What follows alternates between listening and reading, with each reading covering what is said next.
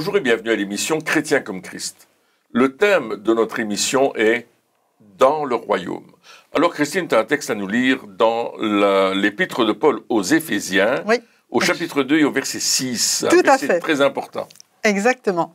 Et il nous dit ceci, donc Dieu nous a ressuscités, donc il nous a élevés dans la glorieuse perfection et l'autorité du royaume de Dieu, et fait asseoir avec lui dans les lieux célestes en Jésus-Christ. Maintenant, nous sommes entrés dans le royaume, nous y sommes, c'est là que nous sommes positionnés en Jésus-Christ. Oui, c'est ça, donc on est toujours dans ce contexte du culte personnel. Oui, hein, où tout à fait. On découvre le royaume de Dieu, on découvre que le temps finalement que nous passons avec Dieu est un temps extraordinaire où il y a bien plus que ce qu'on pensait. Hein. Oui, donc on est là à rechercher le royaume de Dieu, et là on arrive et on se dit « Ah mais je lis ce passage qui me dit « Je suis assis avec Christ dans les lieux célestes ». Alors, il va falloir que je change d'attitude aussi, ça veut dire, parce que souvent on se dit, mais je vais essayer de rentrer, je vais essayer d'y aller. On parlait dans l'émission précédente que des fois on a tendance à essayer, par nos propres forces, de rentrer dans le royaume de Dieu, par nos actions, par ce qu'on peut faire, etc. Mais là, je lis un passage qui me dit que j'y suis déjà. Alors, comment est-ce que je vais faire pour réaliser que je suis quelque part déjà dans le royaume de Dieu? Il y a quand même deux choses intéressantes qu'il faut souligner. C'est qu'on est toujours sur la terre et en même temps on est dans le royaume. Et parfois c'est difficile de nous imaginer que nous sommes déjà positionnés dans le royaume. Et Dieu nous a positionnés dans ce royaume parce que nous sommes en Christ. Et Paul, dans l'épître aux Éphésiens, va répéter 27 fois « en Christ » ou « en Jésus-Christ ». Il va le dire, c'est tellement important de le savoir, parce que c'est notre position aujourd'hui, c'est une position de foi. Je suis en Jésus-Christ et Dieu le Père me voit à travers Christ. Et c'est pour ça que je suis positionné dans le royaume, avec Christ dans les lieux célestes, parce que là où est Christ, là est le royaume. Ouais. Oui, puis Jésus a été élevé, hein, oui. il est monté au ciel, il est monté au royaume, et comme je suis, comme tu le disais, je suis en lui, mais là où il est, je suis. Ouais. Et donc, si Christ est assis, il est assis aussi dans les lieux célestes, et donc il est à la droite de Dieu, et donc on peut se dire, waouh, je suis quelque part, je profite de cette position de Jésus. Alors c'est pas grâce à moi justement, et c'est ça aussi qui est peut-être des fois difficile à réaliser, c'est que souvent on se dit pour m'approcher de Dieu, il faut sûrement faire des efforts. Il y a sûrement quelque chose que je dois faire, et il doit y avoir sûrement peut-être, alors j'exagère, mais des formules magiques ou des choses ou des œuvres ou alors des choses que je ne dois pas faire. Il faut faire comme ceci ou comme cela, pas ci, pas ça, pour pouvoir atteindre quelque part cette position en Christ, comme si c'était quelque chose de méritoire que je devrais mériter, alors que c'est le contraire. C'est tout à fait le contraire. Oui, en fait, c'est vraiment le contraire dans la mesure où c'est recevoir ce qui a déjà été acquis. C'est, au lieu d'essayer de nouveau de mériter, et c'est peut-être plus difficile de recevoir sans mérite. Parce qu'on aime mériter. On a l'habitude de mériter. C'est ça, exactement. Quand il est mort, il a dit « tout est accompli ». Donc, quelque part, je n'ai plus rien à faire, sinon croire tout ce qu'il a accompli pour moi. Et reconnaître que tout le mérite lui revient et rentrer avec lui, quoi. Exactement, c'est vraiment cette grâce de Dieu. Et on parlait du salut dans l'émission précédente, où on faisait le parallèle entre les deux. Mais c'est ça aussi, des fois on se dit, on reçoit cette grâce pour le salut en disant, ok, j'ai péché, je peux rien faire, mais Christ, il m'a offert ça. Et puis c'est comme si on essaie d'arrêter l'œuvre de la grâce au salut. En disant, ok, jusque-là, alors c'est bon, maintenant que je suis chrétien, que j'ai accepté Christ dans ma vie, maintenant, pour faire les choses, je vais mériter le reste. J'accepte le salut, mais le reste, je vais le mériter.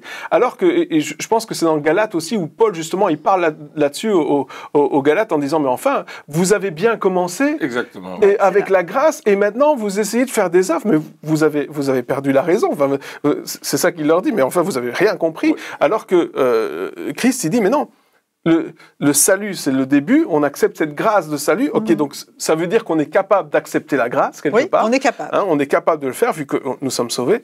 Mais ensuite, on doit continuer dans cette réalisation de la grâce et dire, ok, je ne mérite pas, d'accord, mais j'y suis. Oui. Et je l'accepte. Exactement. Et Paul dira encore par rapport au salut, dans Éphésiens 2, 8 et 9, il dit, c'est par la grâce que vous êtes sauvés, par le moyen de la foi, ce n'est pas par les œuvres, afin que personne ne se glorifie. Ça vient pas de vous. Et puis il dit, c'est le don de Dieu.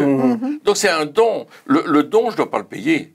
Si je fais un don à quelqu'un et que la personne me demande des sous pour le don que je lui fais, c'est plus un don. Ça devient une obligation, ça devient quelque chose que j'achète. Une vente. Voilà. Ouais. Donc, Il y a du donnant-donnant.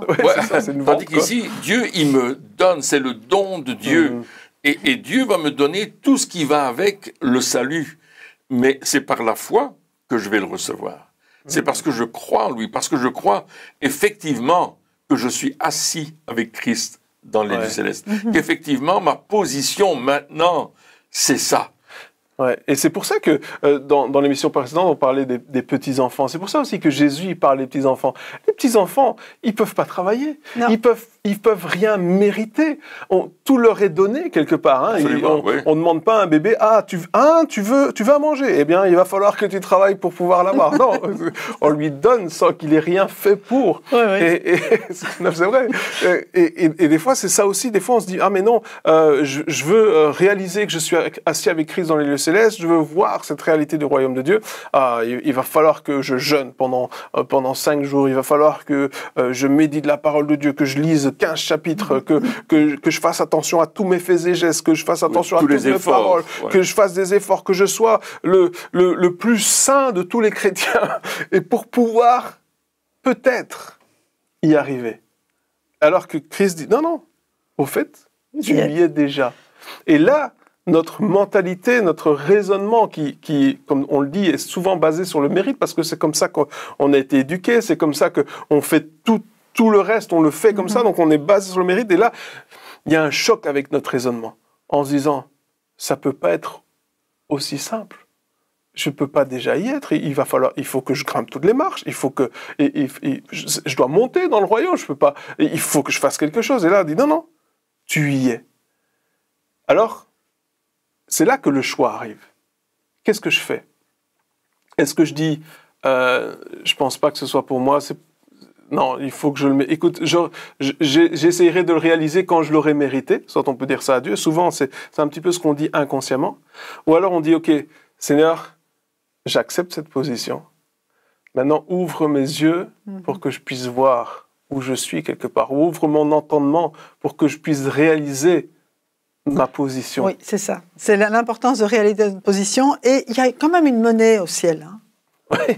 Oui, non, mais c'est vrai. Mais là, le prix, la monnaie, c'est notre foi. Ouais.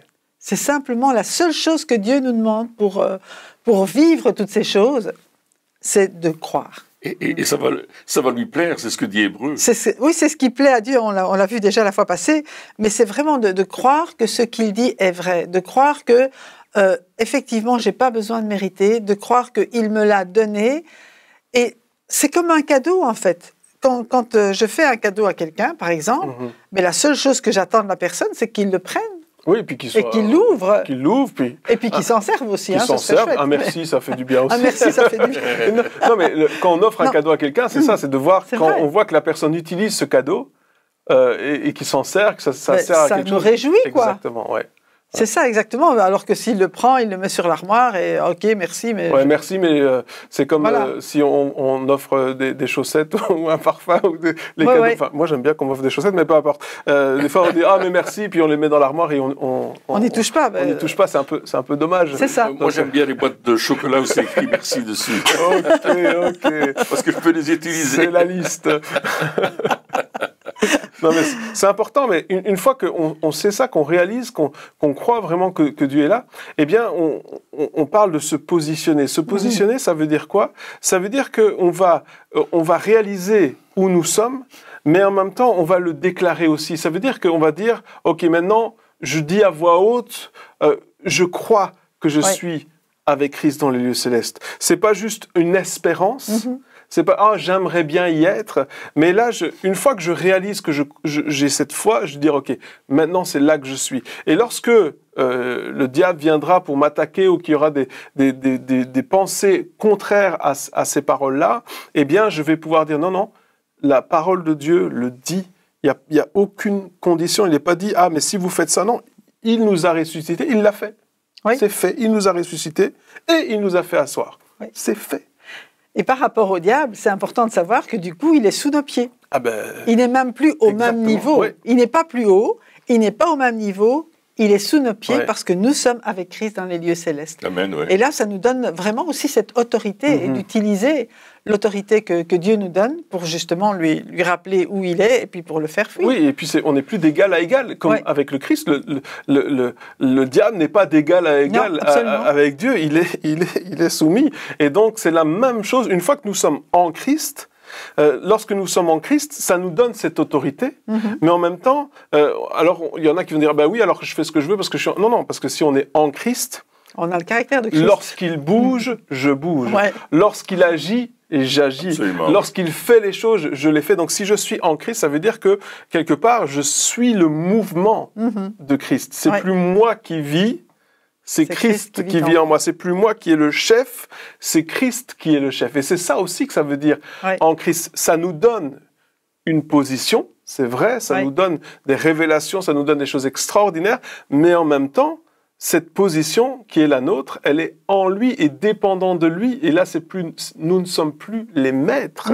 C'est Christ qui est le maître. Et c'est là aussi que ça fait toute la différence. Qui fait toute la différence. Oui, et il le dit dans Colossiens. Tu veux lire Colossiens 3, verset 1 à 4. Il dit exactement ce que tu viens de dire. Si donc vous êtes ressuscités avec Christ, et nous sommes ressuscités avec Christ, recherchez les choses d'en haut, où Christ est assis à la droite de Dieu. Attachez-vous aux réalités d'en haut, et non à celles qui sont sur la terre. En effet, vous avez connu la mort, et votre vie est cachée avec Christ en Dieu. Quand Christ, notre vie, apparaîtra, alors vous apparaîtrez aussi avec lui dans la gloire. Et j'aimerais dire, on a parlé, je crois que c'était la fois passée, que nous sommes morts avec Christ au moment du baptême, d'eau et d'esprit, mais il faut rester mort. Si nous voulons vivre cette vie de résurrection, et ce que Jésus nous donne en réalité, il faut continuer à considérer que nous sommes morts avec lui. Morts à nous-mêmes et vivants en lui. Voilà, exactement, c'est ça. Oui, bon, pas... sinon on est mal barré. Non, c'est ça, mort à nos anciennes aspirations, mort à notre ancienne vie, pour vivre pleinement cette vie de résurrection, sans être court-circuité par l'ancienne vie.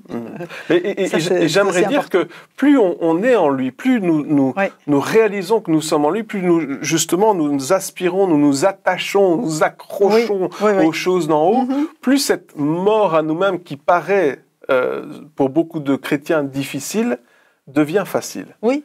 Parce que plus on s'attache à Christ, finalement, on n'a plus envie de revivre à nous-mêmes. On n'a plus envie de faire des choses qu'on faisait avant. On n'a plus envie de même ces choses que peut-être on avait du mal à abandonner, ou les compromis qu'on gardait, en disant oui mais ça c'est pas grave, c'est des petites choses. Eh bien même ces petites choses-là, plus on s'attache à Christ quelque part, plus ces choses-là, elles deviennent, on n'a plus envie. On n'a plus envie de faire ça parce qu'on a trouvé un trésor. Parce que le royaume de Dieu, c'est ça. C'est vraiment un trésor. C'est quelque chose qui a tellement de valeur. Et un trésor, c'est pas juste la valeur en soi d'un trésor. Lorsqu'on parle de chercher des trésors, etc., c'est pas juste la valeur, mais le trésor, c'est quelque chose qui procure de la joie aussi. Quelqu'un qui trouve un trésor, il est super, enfin j'espère, il est super content, il est joyeux. Et donc c'est vraiment ce trésor quelque part. Et donc lorsqu'on trouve ce trésor, le reste... c'est pas un trésor. Ouais, c'est vrai. Le reste, c'est pas un trésor. Le reste perd sa valeur. Ça perd sa valeur parce qu'on a trouvé le trésor. C'est vrai. Absolument, et on trouve que c'est tellement merveilleux. Et puis il le dit très bien ici, attachez-vous aux réalités d'en haut et non à celles qui sont sur la terre. Donc, il nous dit qu'il y a des réalités en haut. Oui. Il y a des réalités, et il y a des réalités sur la terre, mais il y a aussi des réalités dans le ciel. Et il nous dit, attachez-vous à ces réalités-là. Oui, donc c'est une réalité qu'il y a des réalités. Absolument. Mais on doit les rechercher, puisqu'on cherchait premièrement le royaume et la justice de Dieu. On doit rechercher ces choses. Elles sont écrites dans la Bible, c'est inscrit, c'est renseigné. et Dieu nous en parle et il va nous donner la révélation. Plus je vais m'attacher à ce qui est dans les cieux, plus je vais recevoir la révélation de ce qui s'y trouve et plus je vais en bénéficier parce que, souvenons-nous de ce qu'il dit dans Éphésiens 1:3, nous sommes bénis de toutes sortes de bénédictions spirituelles dans les lieux célestes en Jésus-Christ. Alléluia. Donc ces bénédictions-là, moi je vais aller les chercher. Oui, je veux les prendre, je veux les avoir parce que je les ai déjà, mais il faut que maintenant elles deviennent réelles pour moi, que ça devienne ces réalités célestes dont la Bible parle. Oui, c'est ça. Et en plus, en s'attachant à ça, nous ne sommes pas les seuls bénéficiaires. Oui. Lorsqu'on s'attache aux réalités célestes, eh bien, ces réalités, comme pour Jésus, lorsqu'il prenait du temps d'intimité avec Dieu, lorsqu'il allait sur la montagne, lorsqu'il s'isolait pour prier, c'était pour s'attacher aux réalités d'en haut. Donc, lui est notre premier exemple, quelque part. Bien sûr, après, il y a Paul qui nous parle de s'attacher à ces réalités, mais le premier exemple, c'était Jésus qui, déjà, lorsqu'il était sur la terre, s'attachait aux réalités célestes. Et qu'est-ce qu'il faisait? Il venait avec ces réalités célestes, et puis il venait les apporter en disant « Voici ce que vous avez appris, réalité terrestre, mais voici ce que moi je vous dis, réalité céleste. » Et là, c'est un chamboulement complet parce que il y a cette manière de penser. On n'est pas ici, on n'est pas juste en train de parler de théorie ou de quelque chose qui serait bien ou d'une œuvre d'art qu'on pourrait admirer. Non, on est vraiment en train de parler d'un style de vie, d'un mode de vie, d'un mode de fonctionner qui n'est pas ce mode qu'on apprend sur la terre, mais qui est un mode céleste, qui est un mode d'en haut, des réalités d'en haut, et qui va changer notre manière de faire les choses, de parler aux gens, de nous comporter, et donc ça va avoir un impact dans notre entourage direct. Oui, tout à fait. On va puiser en lui, en fait, cette nouvelle mentalité qui va, comme tu le disais, apporter de nouvelles paroles, une nouvelle façon de parler. Et effectivement, c'est ça, quand Jésus parlait, il y avait comme une partie de la population qui disait « c'est vrai, ça nous fait du bien », et l'autre partie qui se rebellait carrément contre ce qu'il disait.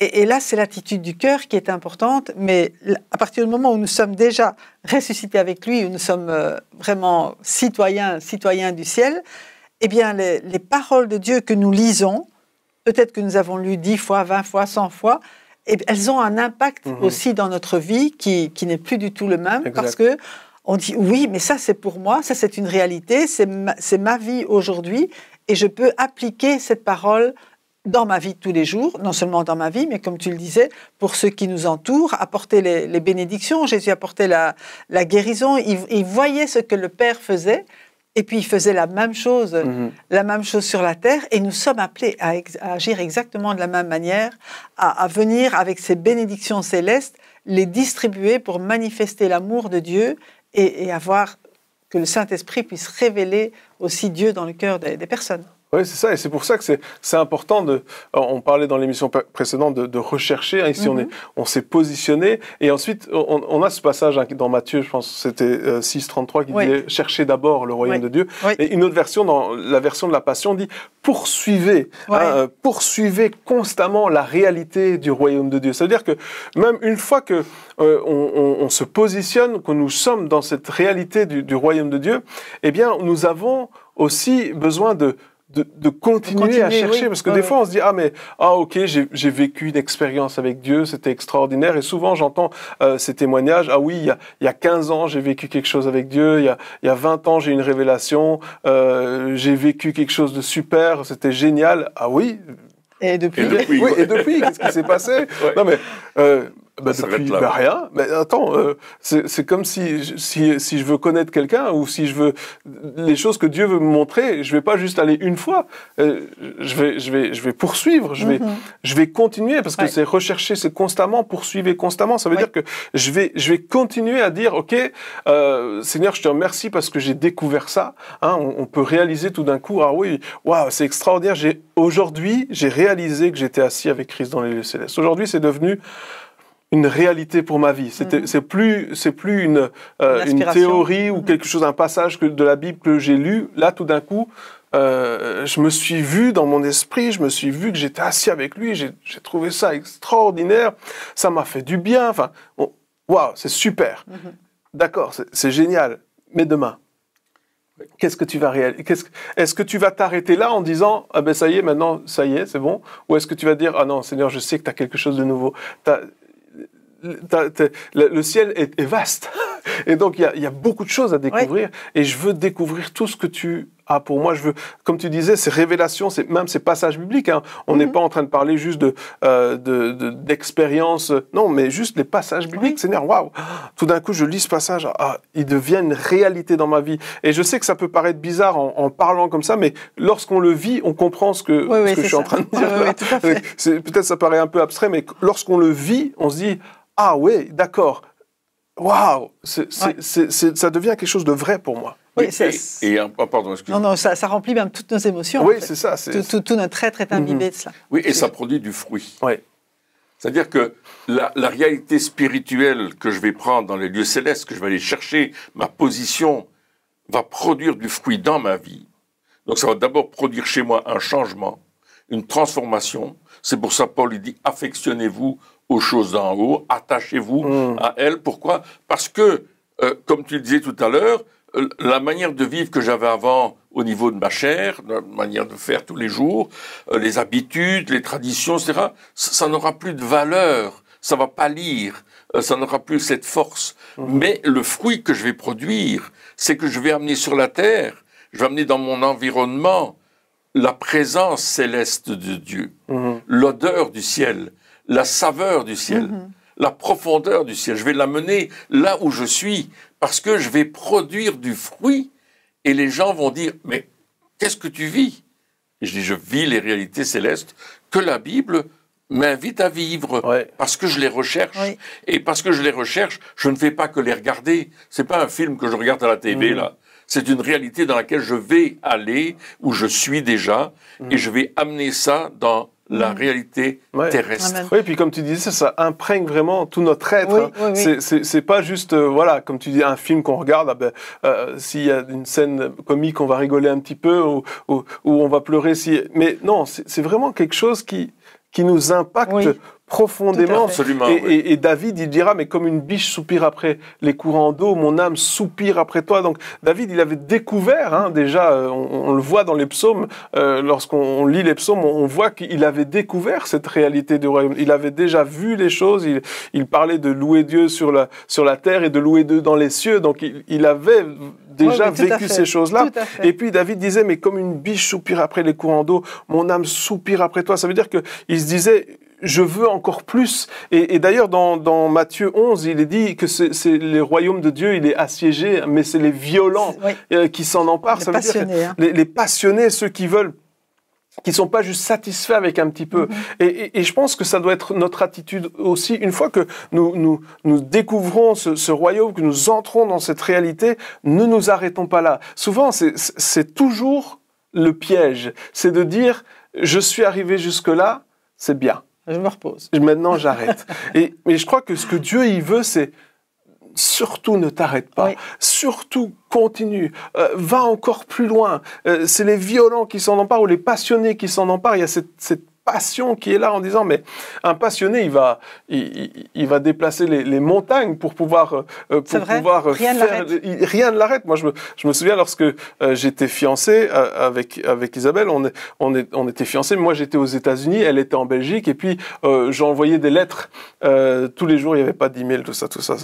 Mais j'envoyais des lettres depuis les États-Unis, et pour aller poster la lettre, il y avait 3 ou 4 kilomètres aller et 3 ou 4 kilomètres retour. Et comme j'étais en Oklahoma, il faisait très chaud, il faisait 30, 32 degrés, 34 degrés.